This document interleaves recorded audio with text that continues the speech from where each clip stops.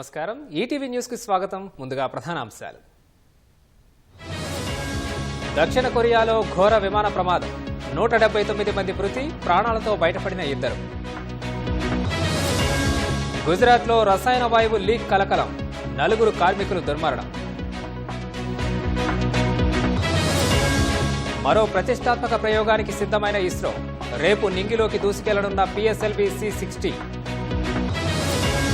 ఉత్తరాదిన పలు రాష్ట్రాల్లో భారీ హిమపాతం మంచు దుప్పటి కప్పుకున్న ప్రముఖ క్షేత్రాలు